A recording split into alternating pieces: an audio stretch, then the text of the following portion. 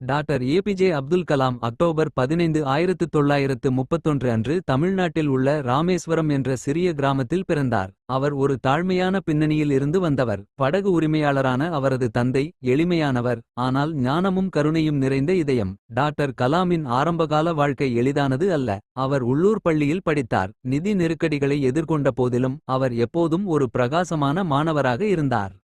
கலாமின் வாழ்க்கையில் மிகவும் உறுதியான தருணங்களில் ஒன்று அவர் இந்திய விமானப்படையில் சேரத் தவறியபோது வந்தது. படிப்பை முடித்த பிறகு அவர் இந்திய விமானப்படைக்கு விண்ணப்பித்தார். ஆனால் உடல்நிலை காரணமாக நிராகரிக்கப்பட்டார். கைவிடுவதற்கு பதிலாக அவர் தனது கவனத்தை அறிவியல் மற்றும் தொழில்நுட்பத்தின் மீது திருப்பிவிட்டார். அவர் இந்திய விண்வெளி ஆராய்ச்சி நிறுவனத்தில் இஸ்ரோ சேர்ந்தார். அங்கு செயற்கைக்கோள் தொழில்நுட்பம் மற்றும் ஏவுகணை அமைப்புகளின் வளர்ச்சியில் அவரது முயற்சிகள் இந்தியாவின் விண்வெளி மற்றும் பாதுகாப்பு திறன்களில் முக்கிய பங்கு வகித்தன.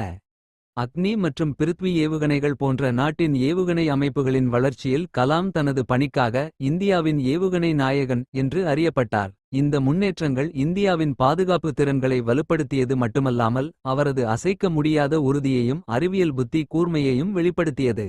2002இல் இந்தியாவின் ஜனாதிபதியான பிறகும் கலாம் அடித்தளமாகவும் அணுகக்கூடியவராகவும் இருந்தார். அவர் ஒரு சிறிய குடியிருப்பில் தங்கியிருந்து எளிமையாக வாழத் தேர்ந்தெடுத்தார். உயர் பதவியில் இருந்தாலும் அடக்கமான வாழ்க்கை முறையை கடைபிடித்தார். அவரது தலைமையானது இந்தியாவின் இளைஞர்களின் திறன்களில் வலுவான நம்பிக்கையால் வகைப்படுத்தப்பட்டது. மேலும் அவர் இளைஞர்களை பெரிய கனவு காணவும் ஆர்வத்துடனும் அர்ப்பணிப்புடனும் தங்கள் இலக்குகளை தொடரவும் அடிக்கடி ஊக்குவித்தார். தனது உரைகளிலும் எழுத்துக்களிலும் தொலைநோக்கு, கடின உழைப்பு மற்றும் விடாமுயற்சி ஆகியவற்றின் முக்கியத்துவத்தை கலாம் வலியுறுத்தினார். அவரது மிகவும் பிரபலமான மேற்கோள் கனவு கனவு கனவு கனவுகள் எண்ணங்களாக மாறும் மற்றும் எண்ணங்கள் செயலில் விளைகின்றன அவரது தத்துவத்தை உள்ளடக்கியது.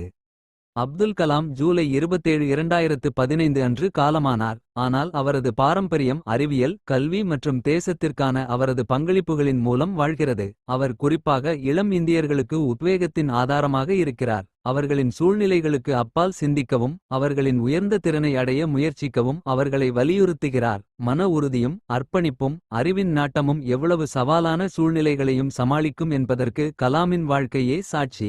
எந்த ஒரு கனவும் பெரிதல்ல, தோல்வியில் கடின உழைப்பு மற்றும் விடாமுயற்சியுடன் இருந்தால் எந்த இலக்கையும் அடைய முடியாது என்பதை அவரது கதை நமக்கு கற்பிக்கிறது.